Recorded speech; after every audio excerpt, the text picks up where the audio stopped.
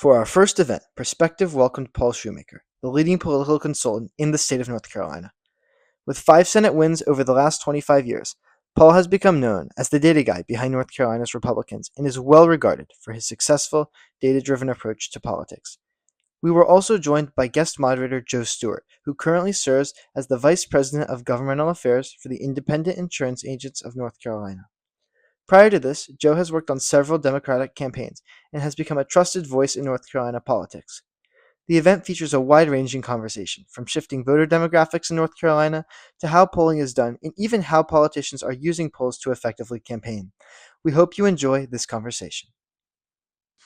Thank you, Spencer. I'm Joe Stewart. My current job, I'm the Vice President of Governmental Affairs for the Independent Insurance Agents of North Carolina, which is a trade association of folks that sell insurance all across the state. But in my career, I have worked in government and politics, have run campaigns, and served in state agencies, and have had the occasion to work with Paul on a number of occasions. All of the political work that I did prior to my job now, I worked for Democrats. Paul has only ever worked for Republicans. And so we bring that bipartisan disposition on these sorts of things. But what we hope to share with you today a little bit, Paul is, I will say in all due respect, one of the most astute minds in North Carolina politics relative to how you identify what groups of voters are motivated by what issues. And so what we want to talk to you a little bit about today is truly the modern science of politics. How do you figure out, as a candidate for public office, whether you're a Democrat or Republican or Libertarian or Constitutional Party, it doesn't matter anymore, but how do you identify the voters that are most likely to want to support you based on issues that they're aligned with you on?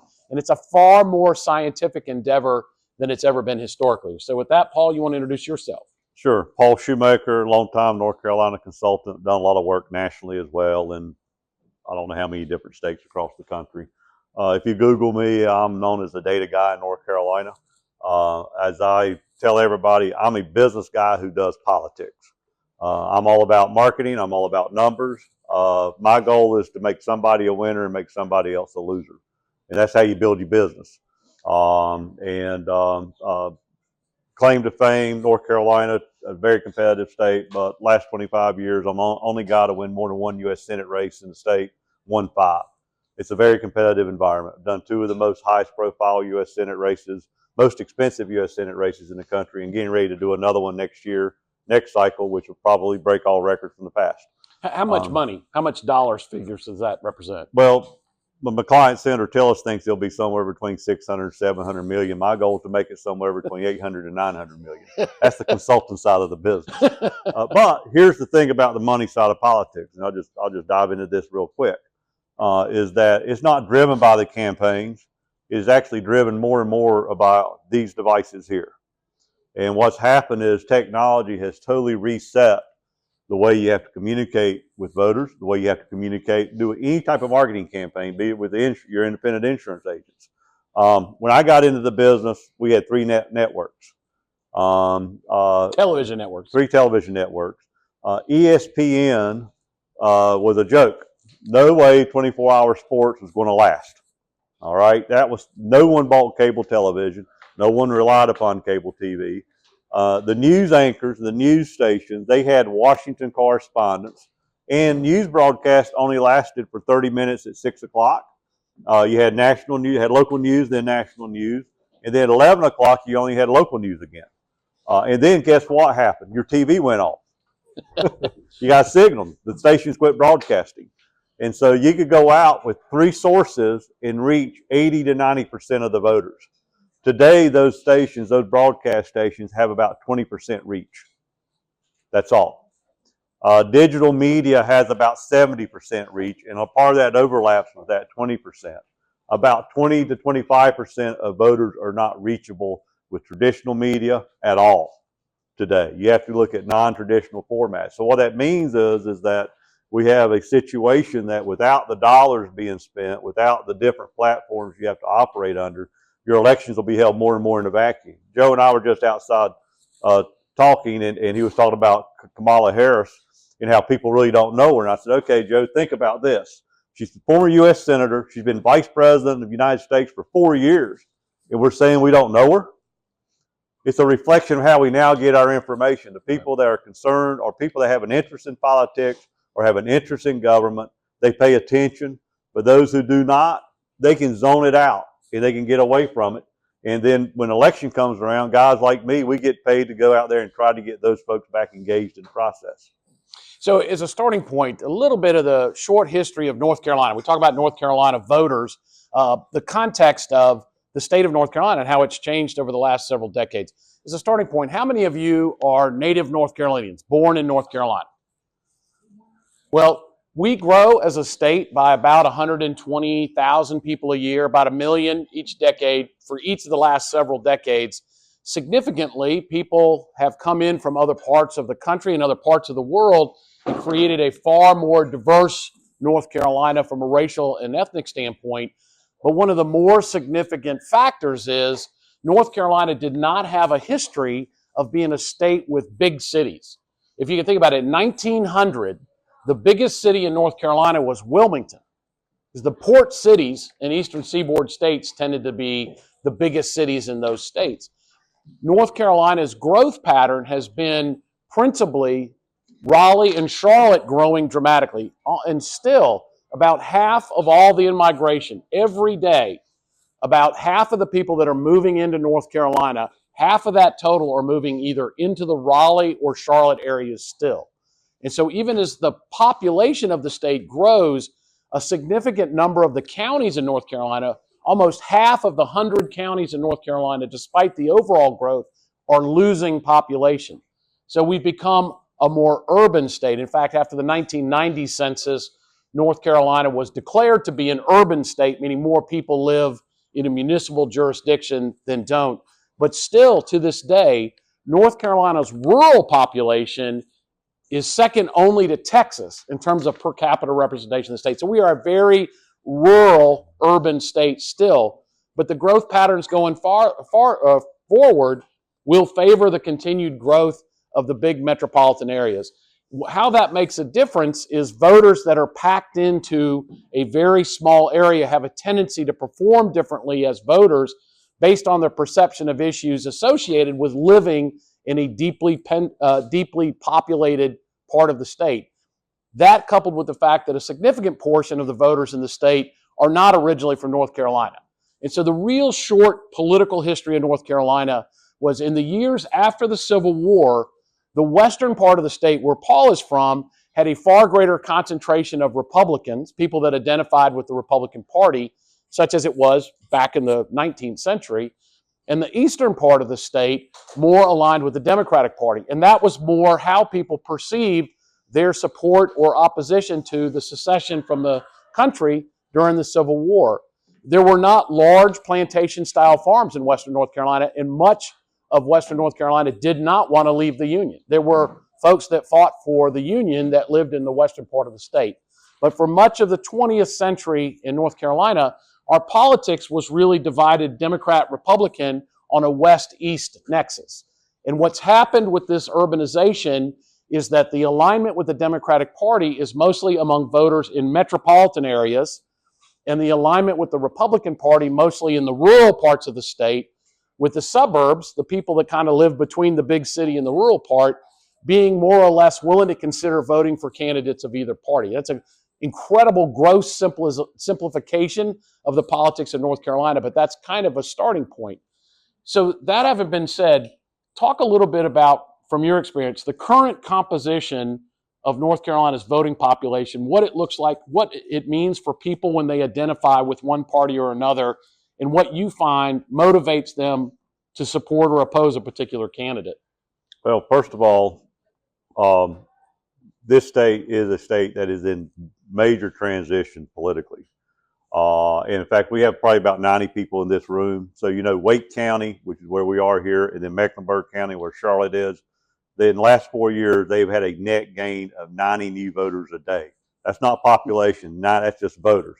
90 every day. Every single day. I always tell everybody 365 days out a year, including Christmas, New Year's, and all other federal holidays. That's reflective of the growth that's taking place here.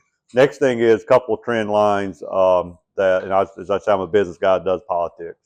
And I say this to my clients, I say this to folks when I do a lot of speaking, is both parties have got problems and both parties are in decline.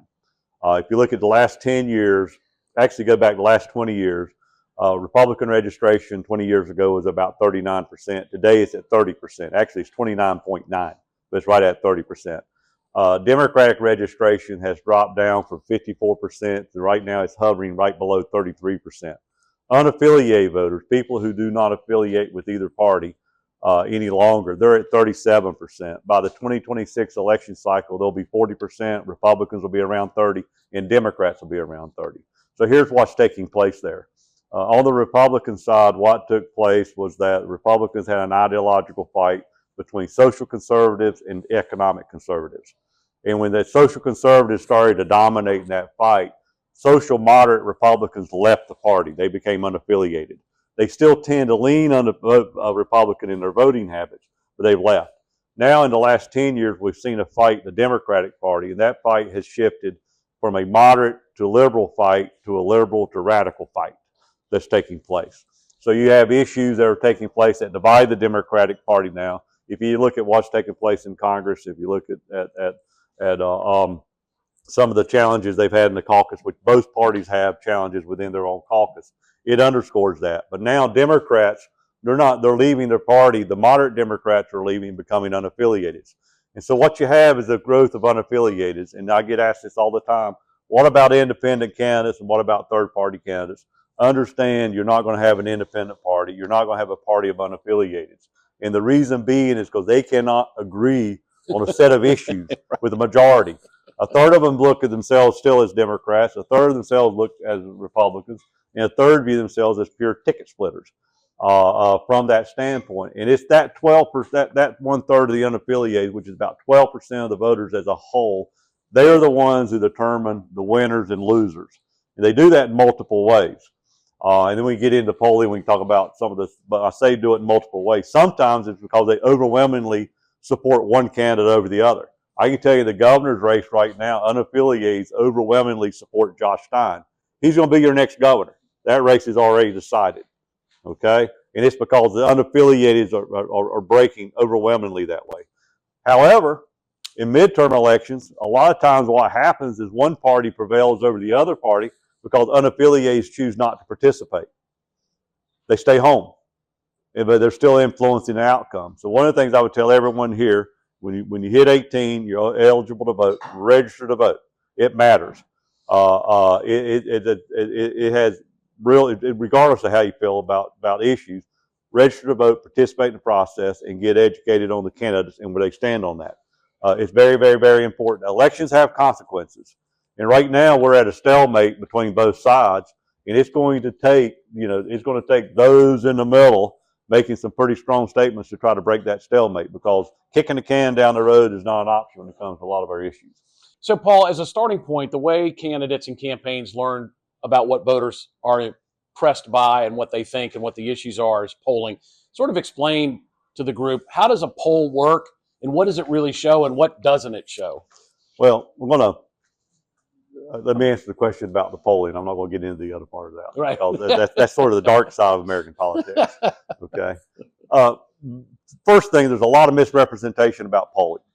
And I say there's misrepresentation. And you'll have, after this election, you'll have the political pundits talking about which polls were right, which polls were wrong. A poll is not a reflection of what's going to happen. The poll is nothing but a reflection of which way the wind is blowing today. That wind can change.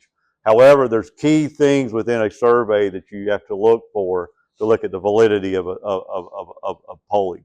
Also, you need to look at sample size. First of all, the most important thing in that is what does N equal? In other words, how many people were interviewed within that survey? In a state like North Carolina, if you're looking at a poll that has N equals 400 or 600, and I mention that because when you look at media polls, that number is usually given. Right. It is that poll is going to have a higher margin of error. So if it's N equals 400, you could have a swing variance of almost 9 points between one answer. You could have somebody up +2 and the pollsters say it's within the margin of error, the race is tied. The reality is it could be a +6 race one way or it could be a +4 race another way. That's the swing variance of that. That's the mathematics of it. When I look at polling data and everything else, I do not look at top lines. I do not care about top lines. Top lines do not Top tell lines being the numbers the like who's overall for top and who's numbers. against. Does not tell me. First thing I want to look is I want to look at the partisan vote. I want to see where Republicans are, where Democrats are, and where unaffiliated are. The subsets of that. If the Republican candidate's getting 90% of the Republican vote, then what matters is where unaffiliated are. If Democratic candidates getting 90% of the vote of their party, it matters where the unaffiliated are. For a candidate to win on either side of the aisle, they have to get 90% of their party vote. So if you look at the governor's race right now, you'll actually see Mark Robinson only getting about 75% of the Republican vote, whereas Josh Stein is getting 90+%. That's why Stein's in a much better position. If you look at the presidential race, it's a toss-up. Right now, unaffiliated are split between the two candidates, but Trump is getting 90+% of the Republican vote. Harris is getting 90+% of the Democratic vote. Then the next critical thing comes down is that where do suburban female voters fall?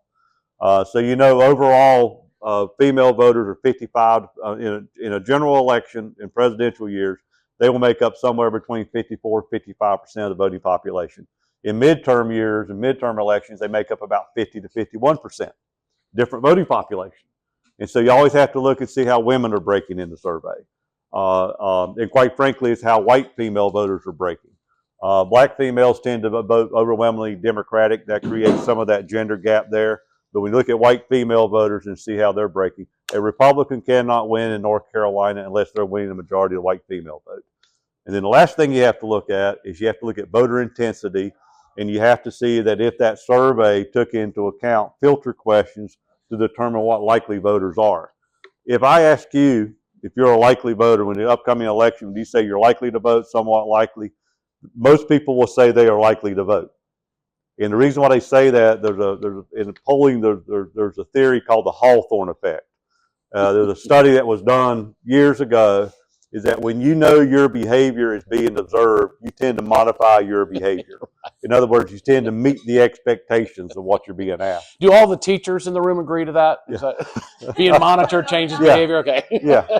And so from that standpoint, like when we're doing a survey, if that question's in there on the likely voters, it's not a survey I put a lot of confidence in unless they got other filters. What I will do is always ask on a scale of 1 to 10, rate your level of interest in the upcoming election. And those voters that say 8, 9, or 10, their numbers matter more than the 1 through 7s. Right. And to give you that case in point, in the 2014 U.S. Senate race, Tom Tillis, my client, never led in a single poll that we did in the campaign, never led in a single poll that was published by the media outlet. And in the last 3 months of that race, I never saw a single poll that led me to believe we were going to lose. Everyone led me to believe we were going to win. And the reason being is that when you had looked at the level of interest, the voters that was most interested in the election, we were always up 1 or 2 points. And the voters that were least interested in the race, Kay Hagan was always leading there. We actually put a memo out 3 weeks before the election saying that we were going to win and she had a turnout problem.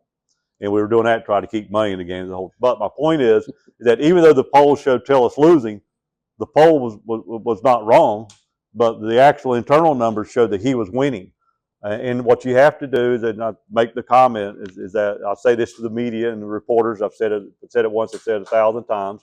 If reporters knew how to read a poll, they would not be reporters, because polling pays better than being a reporter. They would be pollsters. And so it's the misinterpretation of that. We all want to look at a poll as a predictor. It is not a predictor. The other side of this is that, particularly in presidential races and U.S. Senate races, and this is a great field of opportunity for anybody career-wise is looking. Data analytics is the name of the game. When I got into the business, we averaged 6 to 10 data points per voter. Today, we average 6,000 to 8,000 data points per voter. It's all complements of the devices you use every day, and your purchasing habits and everything else. And the data models, in fact, the data modeling actually dials it down so much better in how we apply our operations today. Paul referenced some of the subgroups that are looked at in polling. There is a history in American politics and North Carolina politics that there is a trend in terms of how voters perform, who they vote for, based on some demographic factors: race, ethnicity, gender, educational attainment, has become a significant factor. Age is really significant as well. But the characterization of a voter as being in a particular category doesn't necessarily mean that that individual is very likely to vote that way. It's sort of a aggregation of what the voting performance of people in various categories have been. But interesting, in campaigns that you worked on, younger voters who have a very different perception of these types of issues about themselves and about our culture, how do they differ from older generation Americans in terms of the best way to figure out what issues matter to them and then communicate back to them on those issues? Well, figuring out the issues is easy. That's not a problem. It's a function of money, and it's a function of interviews. You can do focus groups with them. I just made a comment to Joe standing out. When you look at the presidential race right now and what's going to happen in North Carolina, I said what's going to be critical is to see what level of voter participation is going to be between the 18 to 30-year-old voters, and what level of participation do they have. That's going to determine, that actually has the potential to have more impact on the outcome than anything else you're seeing in a poll. Right now, your polling data is underrepresenting that voting universe. And the reason why they're unrepresented is because they have a history of not showing up to vote. And so the polls are weighted that way. The way you change that is by using dollars. It's by a function of money. To give you a case in point, in 2008, the Barack Obama campaign did a masterful job of voter motivation with younger voters. They did through the college campuses and so forth. In 2010, Republicans had a great big year. The youth vote stayed home. I was doing a panel discussion like this at NC State for a political science class, and the professor asked me, said, "Do you think in 2012 that that we will see younger voters be re-energized because they didn't participate in 2010? Do you think they'll vote in 2012?" I said, "Absolutely, and they'll probably vote at a higher level." He goes, "Well, what issue is going to motivate them?" I said, "The U.S. dollar, because Barack Obama's incumbent president of the United States, he will have more resources than he did in 2008, and they will spend money targeting those voters with the issues that they matter." So, for instance, a lot of times, if you're on your phone, you may get a ad about take an IQ test or take this. A lot of times, that's a data company modeling you, by the way. I mean, we will put out banner ads, and we'll do a lot of social media, different platforms to build engagement, to find out what issues you like or do not like. And that's why I go back to that 6,000 to 8,000 data points and how we build out those models. And so then you take those lifestyle, what you do today in American politics, we do a poll, we do a data model. When we're doing the analytics, we're doing N equals 3,500. We're not doing N equals 500 or N equals 800. So a very N big equals sample. 3,500. Very big sample. And then we take the whole voter file, and there's a company out of Texas called InfoNet. There's other data providers. But if you use a VIC card, if you use your phone on your search engines, or certain data points that are delivered from that VIC card being a Harris Teeter's card or a Food Line card, or if your parents use a credit card for purchases, those purchasing habits, all of that's put into that. And so then we take the lifestyle habits of the 3,500 people that we know, and we look at people that have similar lifestyle habits, and we start looking at building out the probability models. So now I have universes today with like unaffiliated voters who I know affiliate with Republicans. I know unaffiliated that align with Democrats, and I know unaffiliated that are pure ticket splitters. I don't get that from a poll. I get that from a data analytics model based upon your lifestyle habits. If you're a white male over the age of 40, have an American Express card, and subscribe to Wall Street Journal, you're a 95% reliable Republican voter. If you're a female, drive a Prius, work for a local government agency, you're a 95% reliable Democratic voter based upon those lifestyle habits. Right. Those sorts of factors, not something in the trajectory of your career, taking the consumer data and matching it against the identity that the person has in terms of their partisan affiliation or issue sets that matter. Is this relatively recent, the ability to use this kind of data? The data probability modeling, Visa used it 50 years ago, 60 years ago, to become the #1 credit card issuer in the world. And the mathematics of this is very simple. It's not new math. What's made it applicable to political campaigns is the technology. I was the first guy in a U.S. Senate race in the country to use what's called micro-targeting. That was in 2008. And we did a model. one model of the state, and it was static for the rest of the time. And the reason why we could only do that was because the cost of that, because we had to have a supercomputer to do the data analytics. We didn't have a thing called the internet that was really coming on board. Today, I can take my laptop, and instead of having to hire a company that has a supercomputer, we can rent and through the cloud storage, and just because cloud space and technology, we're now able to create all of this. So whereas in 2004, my modeling was running $250,000, I now can get a model done in this state for $50,000. It brought that price point down from that, all driven by technology.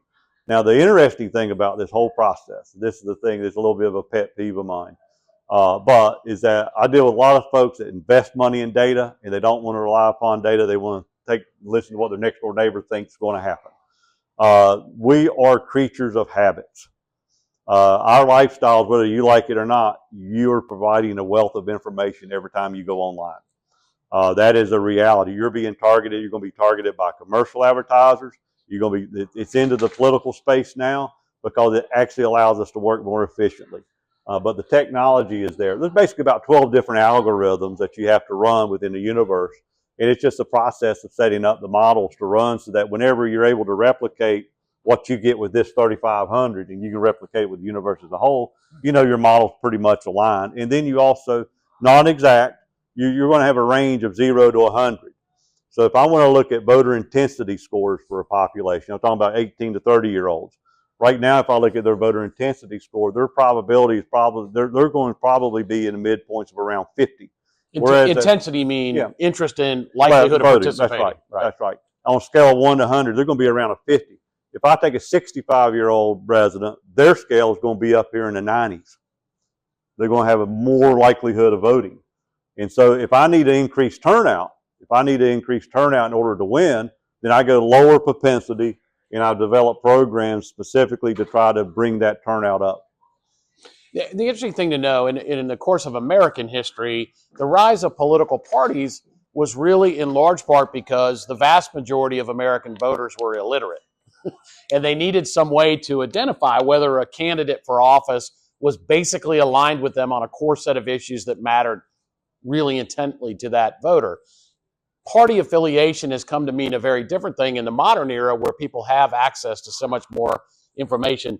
But what do you find in polling that you're doing, how a younger generation of Americans, we should always say younger generation Americans have always participated in lower numbers than older generation Americans, regardless of which generation. People tend to vote more frequently as they get older because they're more settled, they have homes, they have a greater interest in the overall economic well-being of the community and the country. And so it's not a slight on any one generation to say you don't participate. Historically, younger Americans haven't voted, no matter what generation they're in. But in terms of their perception of party and the way that they think about key and critical issues, how do young voters get the information, and how do they connect with each other in terms of their political engagement? Well, in large part, you get it at home, you get it from your parents. There are some arguments to be made about generational party loyalties and everything. I actually polled on this year and asked the question about which political party best represents which of the following statements best represents your opinions of the two major political parties. One is that the Republican Party best represents my views and values. B, Democratic Party best represents my views and values. C was neither party represents my views or values. And with voters that were under the age of 40, number one answer, neither party. Okay? That's a brand problem that both sides have to address. One of the things, I put this into business terms, and I would ask everybody here, if I want you to invest in a company, I'm a guy that's trying to get you to put your money into a company. I got 3 brands in front of me. I got 2 of the brands spend hundreds of millions of dollars on marketing. They spend hundreds of millions of dollars on their sales force, and they're losing market share every year. And then the third brand spends $0 and has no sales force, and they're increasing their market share tenfold every year. Who do you invest your money with? And the reality is that both parties are going to have to come back and reset their political priorities because of the sheer number of these unaffiliated that lie here into the middle, is that the one that builds a brand that best represents the majority of that middle is going to be the one that's going to be successful long term. Yeah. In the absence of that, you're in the era of what I call ping pong politics. is that one side's going to get voted in, and then for the next 2 years, they're going to remind the middle what it was they didn't like about them. And so they're going to vote them out. And then for the next 2 years, the middle is going to get reminded about what they didn't like about the ones they're in. And so we get into this revolving door cycle. Well, is there a future in American politics where there are no parties? No, not right now. And the reason being is because actually we had a multi-party system coming out of the Civil War. What's taken place is that the two major parties have now codified their existence into our election laws. And the way the money lines up in politics, the two parties, you can gain party access, you can create a third party, but the fact of the matter is that the way our election laws are written and the bars that are set, for instance, I mean, we got, how electoral college votes are counted is determined by the state legislature. They're made up by partisan voters. You just saw major restructuring of North Carolina election laws driven by the Republican legislature to try to trim the wings of a Democratic governor, driven by the parties. So the election laws have created that environment from that standpoint. However, what does change and recount that and what works is that when somebody loses badly, then that party has to go and start to reevaluate where it is. How do we have to get ourselves back into equilibrium? Understand something here. You live in a country that you've got more political freedom and more political choices than any place else on the face of this planet. As I told you, we stand to lose more by not participating. And what you need is voters. When voters start holding them accountable, that's when you start to influence that. And one of the things that's taking place right now, and I look at this as very much as a big positive. Up until 2000, if you look at midterm elections when there's no presidential election, voter turnout in North Carolina in 2014 was right at 43%. Our midterm turnout in 2018, the next midterm with no U.S. Senate race, no major elections, was 50+% in the midterm. We had a historic midterm turnout. Again in 2022. We had voter turnout and voter participation in this state and nationally is increasing every 2 years in these cycles. And one of the reasons for that is that the data now provides us, we're able to determine those that are not as interested, and we need those that we need to be with us. Right. We spend resources to try to get them to go and show up. What I would tell you for all of y'all here is be a voter who decides to get engaged. And don't wait for somebody to try to spend money to motivate you, because they come to. I mean, look, I come to the table with an agenda. If I'm talking to you, I've got an agenda, and that is to get you to pull the lever for my person. Don't be susceptible to that. All right. So you're starting a campaign. You have a candidate. You've done survey work to identify what the issues are and impression of the candidate. You've done the research to figure out what the groups are that you're going to micro target. What specifically does a campaign do to identify the best way to reach those voters and motivate them to actually vote for that candidate? Well, it depends on your geographic area, and it depends on the election cycle. This is the problem. There's actually a program now called cross-screening analysis. And so once I have a known voting universe, I take that universe, I run it through cross-screening, and it gives me what my media platforms are for me to operate off of. It will tell me what the efficiency of broadcast rates are. If in some cases, I can say in the Asheville media market and in the Greenville-Newbern media market, broadcast is still very efficient, and also in Wilmington. Raleigh, Durham, Greensboro, not as efficient. It will tell me which voters I actually have to go rely on for text messaging and mail, because I'm not going to reach them on digital. And then you segment, and that's how you build your business models. You build a business budget around that, based upon what your data is telling you. So you make the determination the best way to communicate with those particular voters. And then how do you determine whether or not that's been successful? Well, I mean, usually if you got the dollars to do all that, you're tracking that, and you're running what we call a tracking survey. We run rolling samples. In other words, what we'll do is we'll interview 200 voters a night, 4 nights a week, and we roll that sample, and we do it through the whole time. Actually, I mean, it's just put you how, even when early voting starts, and this is to give you an example of where the technology does, is that when early voting starts, I will have a dashboard. I will have a blue dot, a red dot, and a gray dot. And the blue dot will be for the Democratic, like on the presidential. Red dot will be for the Republican. And then the gray dot will be voters who we did not score, did not know how they felt. Right. And after they got to a certain universe of those voters, we would go out and re-poll them and rescore them to calculate onto that. So the reality is so the world that I live in is that it is completely different than the world you're going to see talked about on television.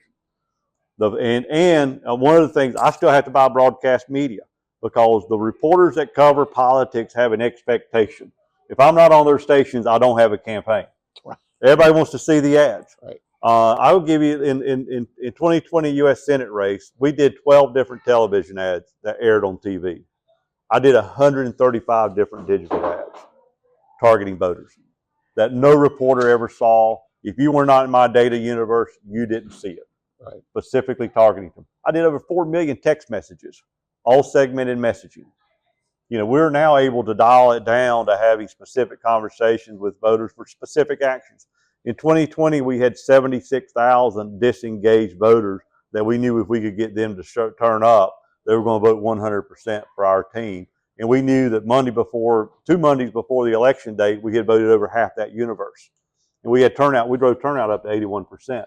I can tell you right now, that universe today for me is 198,000. And there's a whole plan behind that working on that universe. Right. And you had mentioned before, back in the day, you would pay for an ad to run on the WRAL news at 6 p.m. because that was the highest viewership that they had. 250,000 people saw those spots. Then cable came on and it was able to segment better who was watching what show, and you could make choices about what ads to run on what cable stations and such. And now digital. And I think it was the 2018 election for the first time nationally, campaigns spent more on digital social media platforms than did on conventional broadcast and cable. But do you see this as a trend going forward? As this generation continues to move forward and is really going to rely more on streaming services and their presence in social media, will that be where most of the political advertisements are aired? Absolutely. In fact, the broadcast stations have got to have a reset because their price points are becoming cost prohibitive for us on the return they have. That applies for commercial advertisers as well. I'm not picking on WRL, but yeah, I was doing some of the research because of a plan I'm working on for the 26 cycle. WRL touts themselves as the #1 station in the market, and they talk about Nielsen ratings. They got 40% of the market. They don't have 40% of this market. They have 40% of the viewing audience, and that's a big difference because right now you have less than half of this market actually is in that viewing broadcast audience. So they've got 40% of less than 50%, which means that they're really only reaching about 1 out of 4 people, even though they tout themselves as #1. And it skews old. That's right, and it skews to a certain demographic. And the reality is, so go Google this, go look at it. But the average American gets 5,000 to 7,000 advertising impressions a day. 5,000 to 7,000 a day. Used to be 5,000 to 7,000 a week 10 years ago. Today, that's the number today. The clutter in the marketplace is what everybody's competing against. And if you're not interested in this, if you don't like politics, one of the reasons why we try to make our ads the way they are and make people talk about them, is to pique an interest, to get people to want to share them, to build engagement. It's what you have to do. And so is there a different way of thinking how you communicate a message or a position that a candidate has using social media or digital versus the old way in terms of broadcast ads? Absolutely. I mean, and I say a different way of looking at it. First of all, what you do is you look at who's got the social media footprints you need to influence for you on your behalf, and there's a whole level of folks that we go out there, and there's things that you can do, but it sounds bad, but it's the function of the dollar. I'll give you an example. A couple years ago in a Senate race, we had a lady. We had an ad that we were doing. It was on sexual. It was about the sex offender registry in North Carolina. She had been a victim of sexual assault, had no footprint, and before that ad ever went on the air, we went out and created social media sites for her, created her Facebook. We created the whole history there, made her a real person. We actually got an op-ed she had written about the issue and what they were trying to do, got it published in the paper. We did Google search, so when that ad went up on the air, because now, particularly suburban urban voters, when they're watching TV, they're Googling what they're watching as they watch it. And so when you Googled her name, her whole social media profile came up. You went through pages and pages about her and her experience. We made her a real person. It was all a function of money. It was all paid for by the campaign. And so you have to do that for the validation standpoint. Yeah. At the same time, you reach out to social in certain, depending on the issues, there's bloggers in certain issue spaces. You reach out to them and you, quite frankly, you hire them. And then you get your issues promoted. A lot of these talking heads, I know y'all are young audiences, but quite frankly, a lot of these talking heads you see on the news shows. I mean, if you want me to get Newt Gingrich to talk to you about for an issue, former Speaker of the House, I can get it's a price point. They all have fee structures, and a lot of these folks are hired to put on. They're hired by be it campaigns or other people to go out there and promote a certain agenda. Right. Yeah. It's free market system. I think as a good wrapping point here, a lot of people express frustration that it seems most of the advertisements in political campaigns today are negative. And so talk a little bit about what that means when an ad is perceived as being negative and why campaigns rely so heavily on that kind of messaging. Well, first of all, I always tell everybody their issue ads are not negative ads. So some people take them as negative. But the reality is you don't pay attention to the positive. You don't.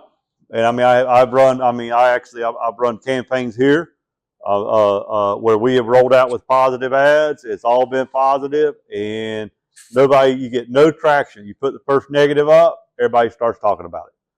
Look, the way I describe my profession, I'm a guy that sits in the back room that writes, that creates the ads that everybody says they hate, but they love to talk about. And that's what it does. It gets people talking about it. I mean, right now I did an interview with a New York reporter this morning on the governor's race. And I said that, I made a comment. Mark Robinson did more for Josh Stein than Josh Stein did for himself.